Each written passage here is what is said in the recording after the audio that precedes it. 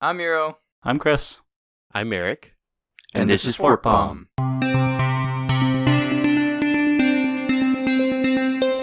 Thursday, October 5th, 2017. Life without open source. Today we're talking about open source software. Briefly about what it is, why it's important, and what our lives would be like without it.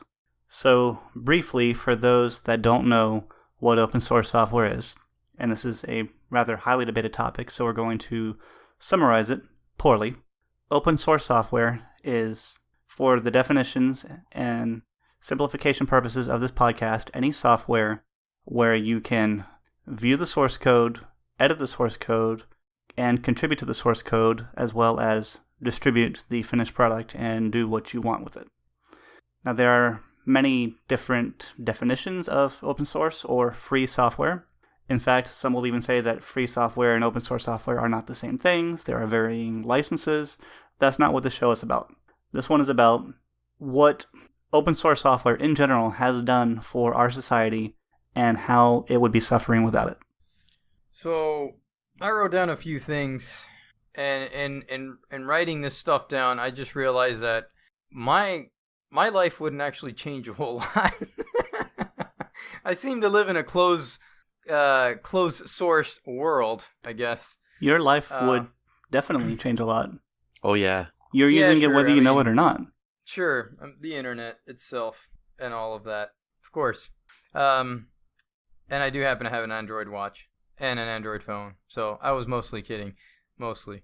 So yeah, I jotted a few things down of kind of things that we use every day that is powered by open source software, that if we didn't have it, let's just say the alternatives to the software is okay, but I think that we would be, the development in software would be less fast. So do you remember back in the early days of the internet, how there were many mom and pop internet service providers? Oh, yeah. Yes. A good Especially majority of the them dial-up ones. ran on FreeBSD, which is an open source version of BSD. So without FreeBSD, that entire mom and pop ISP industry would not be there, because licensing costs for operating systems would have been prohibitive, and honestly, there weren't any other operating systems that were really up to the task. So there might not be as many people on the public internet today without those open source operating systems. Mom and pop ISPs definitely provided a cheaper solution to getting online back then. So I can definitely see the internet having a kind of a I don't want to say a smaller growth, but perhaps a slower growth between the 90s and the early 2000s. The backbone of the internet itself also runs on Unix. Yep. And granted, maybe not entirely open source versions, but eventually. Yeah, even some of the original connection protocols that we would use to dial up with, like PPP, was part of BSD and Linux and all Unix, and the BSD ones were, of course, open source. PPPD. Yeah. Are you all familiar with the software that's being ran to, or at least back then, that was ran to power the internet, as far as the backbone is concerned? No, what is it? I don't know. It's Linux. No, I know. I was hoping. I thought you guys knew. It was either IBM mainframes plus IBM servers, or like AIX, or some other variants of Unix in the original line. Not Next or anything like that? No, Next came a little bit later than that. Next is the web era. Right. That's pretty significant. The whole World Wide Web thing, and well, not World Wide Web per se, but the internet itself. So even bigger than the web. Well, I have Android written down. We can talk a little bit about that. So I have an Android phone, and I happen to have an Android smartwatch as well. So without open source, I would probably be running an iPhone, using an iPhone, or some sort of a BlackBerry phone or a Windows phone. Which piece of open source software specifically are you referring to when you talk about Android? Just the system itself. Which runs on Linux. Yes.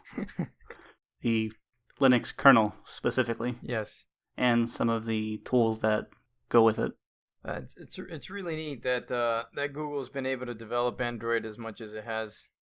So even iOS, that's built off of mock BSD Unix, which uses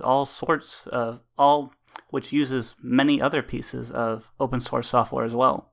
That's true, actually. Without open source software, the Mac OS that we know today wouldn't exist. It'd probably be more like the OS Classic. The TCP stack, that wouldn't be there. Its file sharing capabilities, NFS, Samba, printing. I was just thinking about Samba, actually. Pretty much the bare basics of everything that it does is open source. So, I mean, you can't say without open source software you'd be using an iPhone. Without open source software, we would not have mobile computing at all like it currently is now. I was thinking about another part of open source that has helped out actually the security, the whole internet security itself. I was thinking about PGP. And, that's true. PGP is still being used today for privacy concerns, and it's a certificate, right? You hand the certificate over. You have your public certificate, and then you have your private certificate, and you pair them together, and you're able to see whatever it is you were keeping secure. So without open source, we wouldn't have PGP. So I was just thinking about that. Well, actually, the first PGP was closed source. Oh, really? Oh, yeah. That was a commercial product, but it was provided for free. But then somebody later came up with an open source alternative to it that was completely compatible with it through reverse engineering and communication, I guess. Because, people wanted it free. Was that company still around when it was free? I mean, when they had the open source version? Yeah, definitely. Are they still around? I don't know if they are today, but... It's also not called PGP. The open source version of it is called GPG. PGP stands for Pretty Good Privacy, and GPG stands for GNU Privacy Guard. Okay. I kind of like the PGP name more. I'm just going to throw that out there. It just kind of rolls off your tongue better. Many other forms of security would not be there. We wouldn't have HTTPS or SSL or TLS. That's open source, started with Netscape and Mozilla. SSH, the secure way we have of shelling into our servers, that's ran by the OpenBSD Foundation. We would not have that. AES 256, SHA 256, SHA 1. Pretty much our entire encryption suite, cipher suite, and hashing suite, we wouldn't have without open source software. That's a lot. Yeah. I wasn't even thinking near that much. But I also don't know the exact contributions that IIS has brought, So I didn't know if IIS was responsible for the secure portion of HTTP. So that's good to know. Eric, what do you have? Well, let's see. I have a whole lot of things, but we wouldn't have things that are used to drive things that we use every day on the internet, like Apache, Nginx, PHP, Perl, and Python. So some of those are some of the biggest name open source things that just came out of the blue, basically. Apache was one of the first ones, of course, that provides basically our way of seeing the internet in a more pretty form than Gopher was. For anybody that doesn't know about Gopher, you should check out our earlier episode about Gopher. It's great. Oh, yeah. That one was fun. ASCII porn. Mm-hmm. Even better ASCII porn was BBS's. Yeah, Apache's huge. without Apache, our World Wide Web would not be as massive as it is today. Yeah, very true. But People also the don't want to backing. buy IIS licenses. They don't want to buy operating systems and pay for that when they already have to pay for hosting costs. They don't want to add a whole operating system to that, and then the licensing that's related to that to run their site. I mean, some would, of course, mostly corporate companies and whatnot, but now anybody can start one with Apache. One thing that the open source software like Apache brings forth was small companies to be able to start up companies, being able to sell products and stuff very quickly, which for a small company, that's an important feature to be able to do. Otherwise, you'd have to be paying hundreds of thousands of dollars just to get all the equipment set up, plus the software, plus everything else that you'd need, even today, if we had no open source software, probably. Yeah, I can agree to that. Actually, I wrote something else down here that you seem to be pretty knowledgeable about, Eric. I wrote down Docker. Yes. Actually, before we go there, before we leave web servers, the first web server was open source, CERN HTTPD. It wasn't using a traditional license, but in 91, Tim Berners-Lee announced on a Usenet group the availability of the source code of the server daemon and other World Wide Web software from the CERN FTP site. So we owe the entire web to open source software as well. That's it. We're not going to be able to get any higher than that. See, Chris, now because now I can't top that off with like, well, we wouldn't have spoons without open source. I also wrote down MySQL. All right, anyway, yeah. Wow, that's big. What about Docker? I mean, Docker is just a different way of using Linux. Yeah, quite true. Docker, KVM, basically different types of virtualization. Those are all open source because they were there.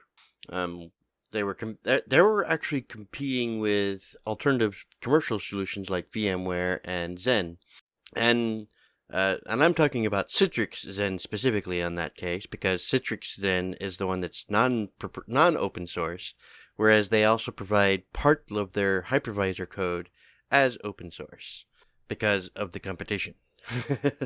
Who, Docker or Citrix? Citrix. Huh. So they actually have the Xen hypervisor available for Linux, and that's what CentOS was using for a long time. That's what a lot of Amazon is running for their primary hypervisor for all their Amazon Web Services. So yeah, very big stuff. Chris, you got one? I think Eric owes us a couple more. Oh, Eric. Let's see here. We would not have open source compilers. Ah, yes. That's a big one.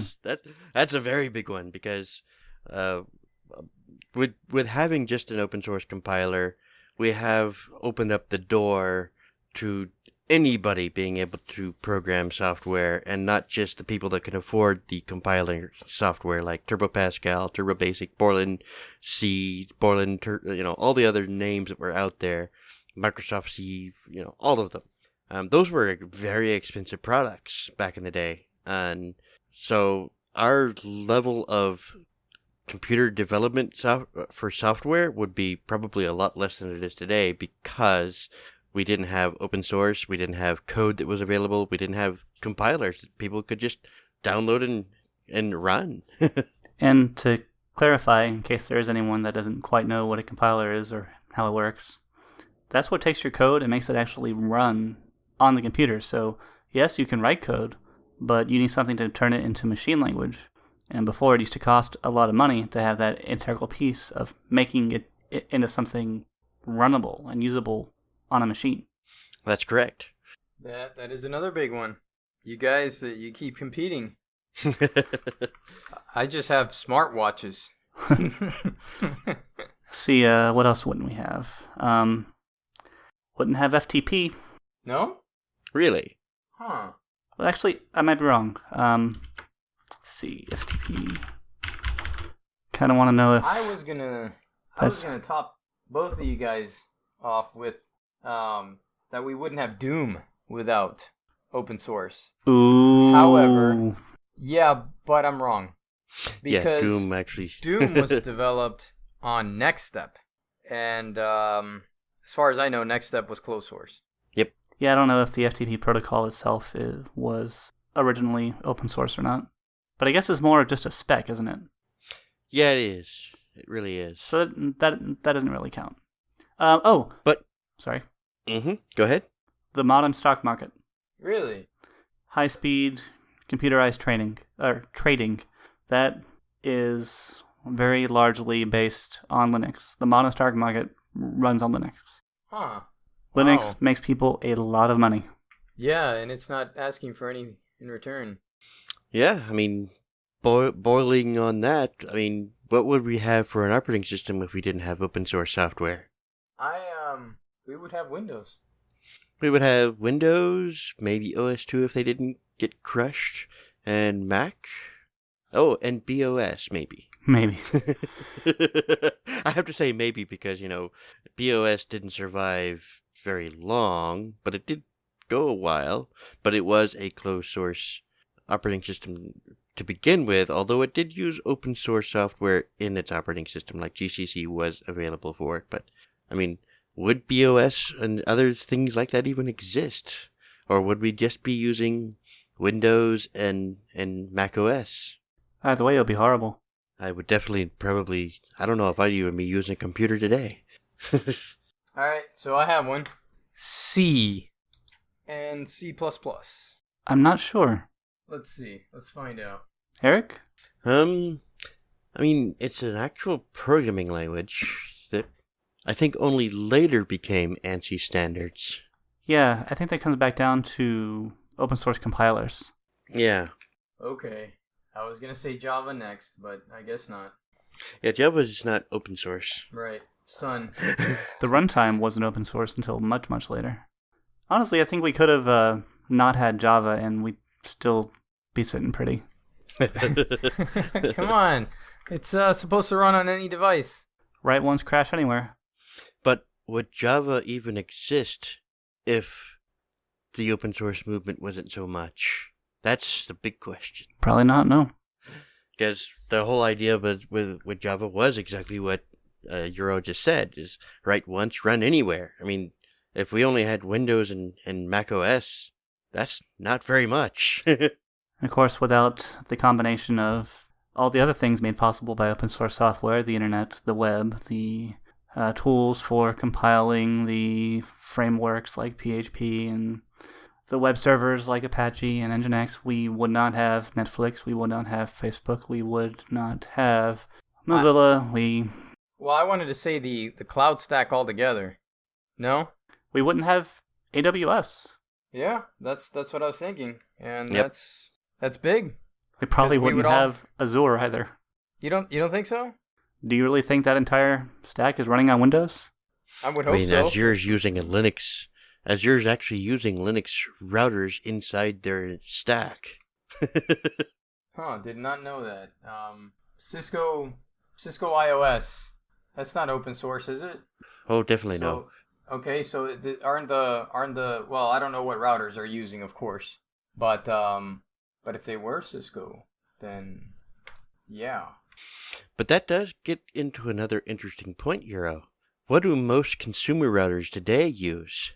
Probably some sort of open source software. That is exactly right. They run Linux and their own environment around Linux to make a very cheap consumer grade piece of hardware that allows you to get on the internet and share your connection with multiple people. So, would we still be buying Cisco hardware just to be able to do that? That would not be happening. Right. Imagine a household buying $1,000 router just to share their connection. You're right. Yeah, it would be really expensive. Yeah.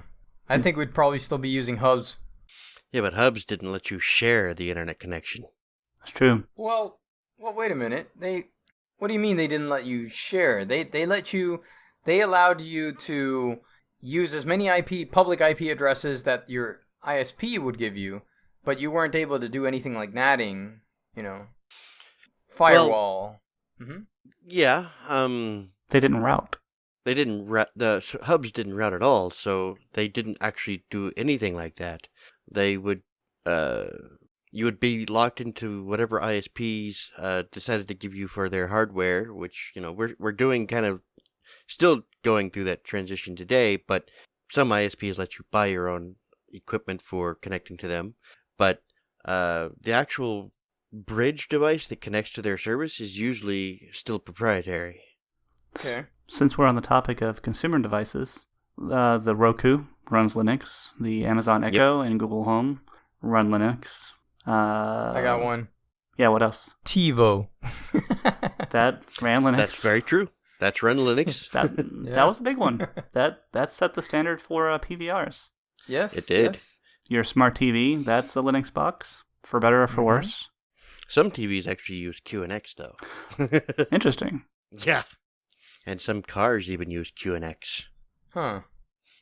Oh, home surveillance systems, like home cameras for in surveillance. They have a DVR. They run Linux. Oftentimes, yeah, especially the Chinese ones. That's what I got. So they'd be a lot more expensive without open source software. Yeah. Oh yeah, and there wouldn't be as many a variety, and in some cases that might actually be a good thing. Yeah. Considering that where most of our stuff comes from tends to be insecure because it's made cheap, fast, and just enough to work. Oh, I got another one. The PlayStation 3 and 4. Yes to both. No? Yeah. 3 is Linux, 4 is FreeBSD. Oh, and in addition to that, what about the Steambox? I mean, are we really missing much there? But Fine. Steam as a service would not be possible without open source software. It's true. But then okay, also, that's what I meant. if we're on the line of consoles, the Wii U was actually Linux based. Ooh. But not even just Linux, because Linux is just the kernel. There is so much open source software running on top of it. Very true. Just the entire concept of what you can do with open source software is what makes all of that possible.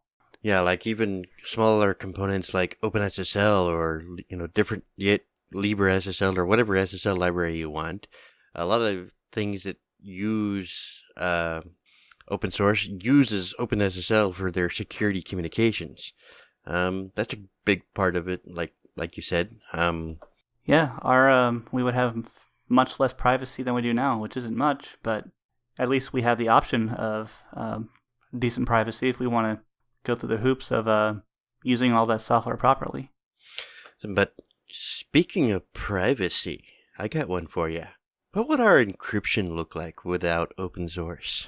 Chris already said that. Well, no, we didn't talk about what it would look like. I mean, back then, all we had originally, before getting really big into things, was, we had PGP, but that before that was just RSA, and what was the other one? Started with a D. DEC? No. I only know about DES. Huh? DES. DES, correct. So, and DES encryption for a password only allowed you to have 8 characters. Max. What was the password in Hackers? God or something like that, all lowercase? Rosebud or something?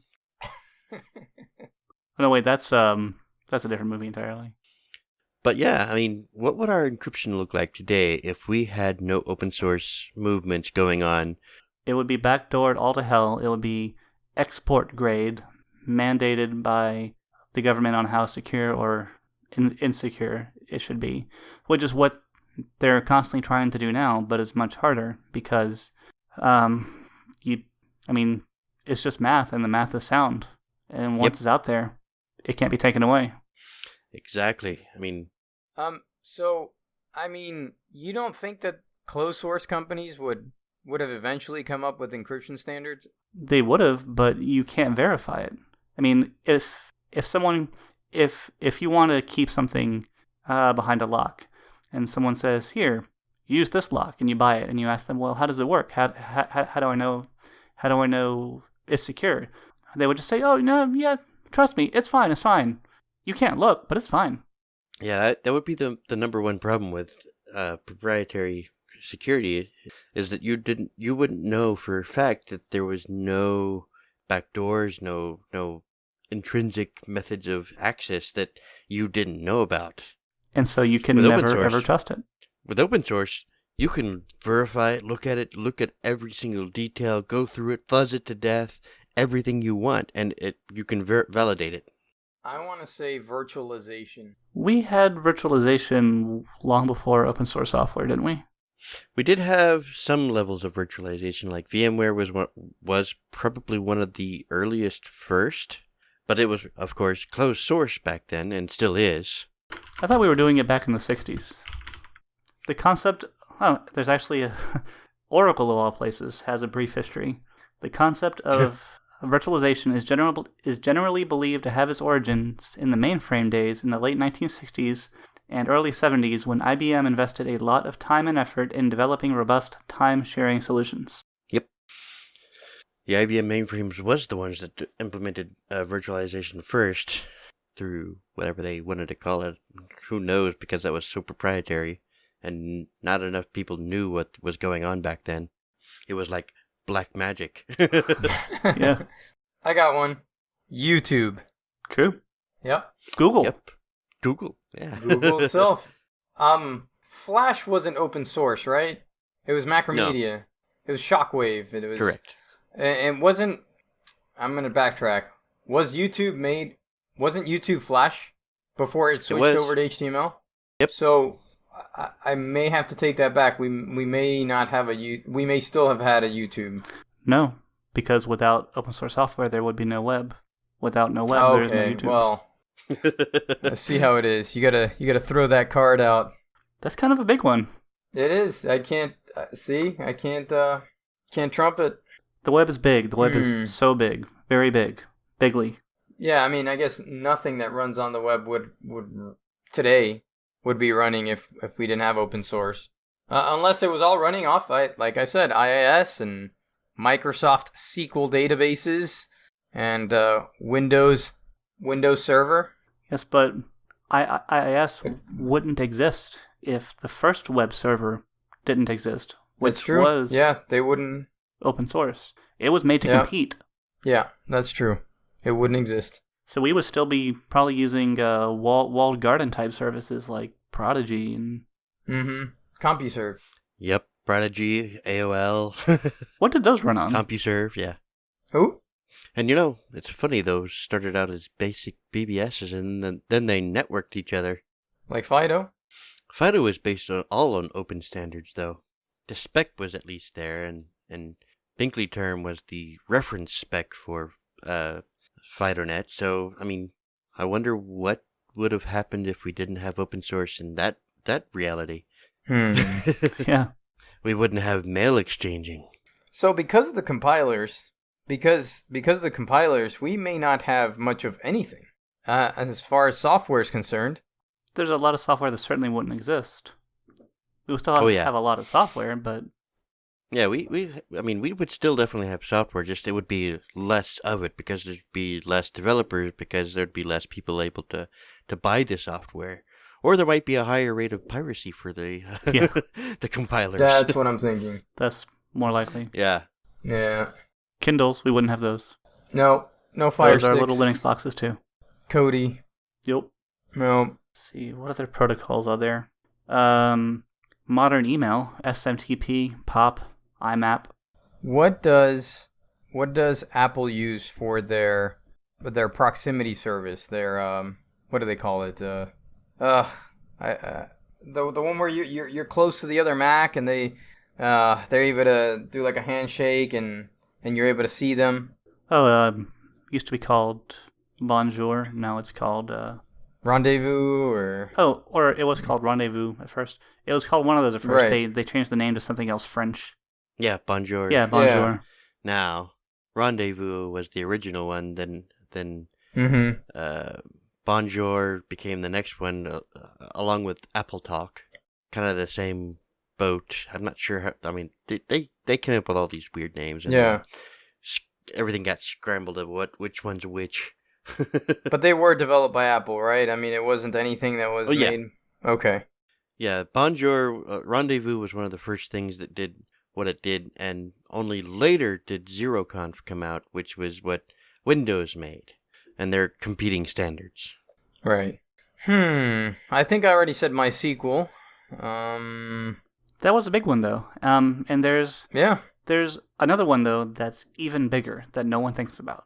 That's in everything. It's in every Kindle. It's in every Roku. It's in every little tiny device that needs a little tiny database. And I think Eric knows what it is. SQLite? Yep. I was going to say originally Postgres, but then you said every single device. I'm like, oh, SQLite. Yeah. That one's huge. That's a little flat file database. So many things use it. Cars use it. Video games use it. Heck, even operating systems use it, like Android. That's, to me, that's a big one. They use the SQLite just to store data, like configuration. It's like, what? Really? I mean, you think open source database, your mind immediately goes to like MySQL or Postgres first, but as far as most coverage, I'd have to say SQLite. Yeah, and before that was Berkeley DB. DBase. No, I'm sorry. Anything else? There's so much else. It's just hard to keep thinking of them. Yeah. Dropbox. Well, true, because without S3, there would be no Dropbox, and without AWS, there would be no S3, and without Linux and the web and everything else, there would be no Sure, but Amazon, you can apply that and to there a would be lot no of AWS. stuff. You can apply that to a lot of stuff. I mean, Google Docs, same deal. Things like that. The saying is standing on the shoulders of giants. Yeah, I mean, without open source software, we wouldn't have the internet. So we'd probably be in a world of commercial online services that we would still have to pay for that today, but we're more globally connected. Let's see. So we would have commercial services like AOL, Prodigy, CompuServe, and then we would have BBSs for everything else. But the browsers that they ran on, weren't they based on something like Mosaic? No, those were completely custom. Okay, completely custom browsers made for each system, like AOL? Yeah. Okay. Yep. I happen to know somebody that worked at AOL and knew a lot of their history. So, yeah, the original first ones were completely custom. And they only got that later on after the internet was popular, and then they started melding into the internet by being an internet service provider too. So back to what you said at the beginning of the episode, you said you're in a bubble where you don't use much open source software. I take that back. But you can't not use it. Yeah. And so many people, they don't know what it is or why it's relevant, or if you do tell them about it, they're like, oh, well, how can you make any money at that? But every single thing we've mentioned, they make tons of money with it. Yeah, like TiVo they just rake in the money. TiVo. Even still today. TiVo. You're not really paying for the software. You're paying for the experience, hardware, and the service. Yes. It's just always behind the scenes, always in the background, lurking, waiting, watching you sleep, listening. Well, that's actually pretty Chris. true, because echoes and Watch stuff. me. Okay, well, I don't have anything else that I can think of right now, except the software that I'm using right now, which is Audacity. But other than that, and the video program that we're running right now, and the Rocket Chat client that we're using, and the browser that I'm using. And the machinery that molded the plastic for your keyboard. And No, I have Windows to thank for that. the mold for the plastic and the chair. And the metal that's in your office chair that was milled by a computer that runs open source software. He's probably really correct there. Yeah, you're probably right. Oh, and movies. Tons of movies are built on open source software. Rendered in. A notable one that really sparked a revolution was Matrix, which used FreeBSD to do all their rendering. Oh, huh. They had a FreeBSD cluster just rendering everything. I can think of one that we would still have, though. We'd still have Babylon 5 That was actually done on an Amiga. on Video Toaster. Yep. Which was not open source, I guess. Yeah. So there you go. There you go. It's true. Well, we will still. You know what? Maybe the world wouldn't be so bad. No. Yeah, Okay. it's true. We might actually still have the Amiga. That's true. Yeah. So Man, open source software made us get rid of our Amigas. it's too bad the Linux desktop never actually took off. I think Or Gem. I think that's the one place where it's actually failed. Yeah. It hasn't taken off as much as other operating systems like Windows or Mac OS. It's done a great job at becoming more user friendly, especially with Ubuntu. But Manjaro and the other operating systems are doing a great job, but there's still a little bit more work to be done. I disagree. I think it comes more down to marketing and distribution. Look at Chromebooks. Those are hugely popular. Those run Gentoo Linux. True. Wait, are they? Yeah. I haven't seen a Chromebook in years. Schools. Tons of schools have them. Fine. Education. Every single Best Buy. That I wouldn't really miss that. The Chromebooks at Best Buy. Yeah, but you're a power user. Yeah. We're in kind of our own little we know what we're doing bubble. Linux needs to be able to play games. It can. But better than Windows. It can. And then you'll have magazines like Maximum PC talking about Linux all the time. Point being, the maximum distribution that the Linux desktop has had so far is probably with the Chromebook, and it's dead easy. There's nothing to it. There's no maintenance to it. It maintenances itself. Yeah, it updates itself as long as you have an internet connection. But yes, it updates itself. I mean, I would say the same thing about Android then. Yeah, I was going to go there. Android's more like Windows, though. How so? Well, with the Windows machine, you buy it from Best Buy, it's loaded down with all kinds of crap. With an Android phone, you buy it from some carrier, and it's loaded down with all sorts of crap, and it's just not a very good experience. So what do you think would happen if Linux was the desktop of choice for, e-machines and stuff? The exact same thing. Yeah. Yep. You wouldn't be able to get rid of the NFL app. Yeah, you're right. Mm-hmm. The NFL desktop app. Yeah. And the weather bug. And the bear share. Oh, I could definitely do without the WeatherBug. Bonzi Buddy One time I pre-installed. rather actually got a virus from WeatherBug. Does anybody else have anything else to add? Well, since we're going to the realm of open source software, imagine books from the library. Because how people learned how to program was actually from open source software. Because you could get books for free at the library? You could get books for free at the library. You could learn from code from books that had source code so that you could learn to program. And, that's pretty much the revolution. I would say that these books were not made for the purpose of being in a library. They were made for selling, but the library just happens to have them. Yep, true. But not all of them. I mean, I don't know. Encyclopedias. No, they used to sell those. I'm talking about the encyclopedia books. Which, by the way, if we didn't have open source software, Wikipedia, and I would be very sad. But yeah, I think that's about it. I have one more. One more? Oh. Because we wouldn't have mobile computing in its modern form, we would not have people walking around, video conferencing, or on speakerphone like idiots all the time. At a restaurant while you eat. Yep. Yeah, while you eat, and they're being loud, and you're trying to talk to the person that you're eating with, but you can't because some guy over there is being obnoxious and speaking too loud on his phone. Thanks, open source. Yep. Holding the speakerphone to his mouth like it's the bottom of a candy bar or something, then moving it to his ear, then back to his mouth, then back to his ear, then back to his... Just put the phone on your ear. We have open source software to thank for that. I think we had one more section that was missing, and that's the where can you get it? Get... Pretty much anywhere. Oh, yeah.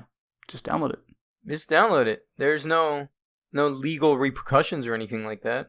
No, because it's... And that's what's great about it. Yeah, it's licensed to be free to use, free to distribute, free to modify. Mm-hmm. in different ways, and holy wars are being fought about that still, but, Exactly, yeah. It's like some open source software you can download, use, and even put into commercial software and not give the source code away, like BSD. Oh, you know what? I'm sorry to backtrack a little bit, but I just got when I had said that Linux and the operating system needs to do a better job in games, they're doing a better job because Unity exists. Yeah. I don't know if you guys are familiar with Unity, but The 3D framework. What? The gaming framework. Yes, gaming framework. You can practically run it on anything. So you just have to. Okay. That's why it's called Unity. So you just you program your game in whatever language you want, and then you can compile to anything, which is fantastic. And it's free. So lots and lots of indie developers are making games. And you have to pay if you want to be able to export it to consoles and other devices. So if you wanted to make it for like, let's say the iPhone, then you have to pay. But if you wanted to make any PC version, then no, it's completely free. Nice. Interesting. Mm-hmm. I did not know about Unity actually. Yeah. Yep. The only Unity I knew about was that one made by Canonical, and I'm like, huh? No, not that. No, Unity, actually, if you go to unity3d.com, they have the, all the software. I have heard of that now that you add the 3D part to that. Mm-hmm. Yeah, lots of popular games. Hollow Knight is one of them that I can think of right now. Yep. So they are doing a better job. I had nothing else. I think we have reached the end of the hall.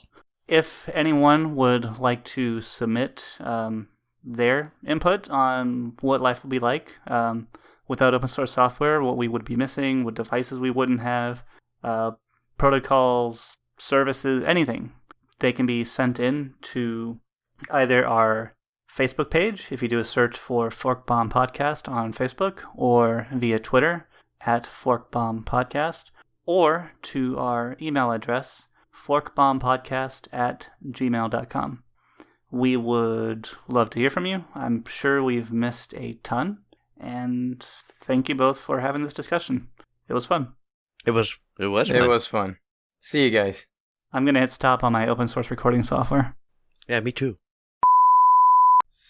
So who wants to go first?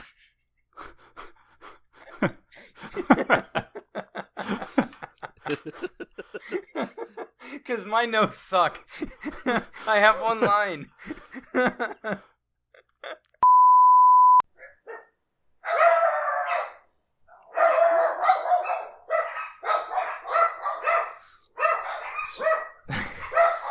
Yeah. What's going on over there? Are we gonna wait for the...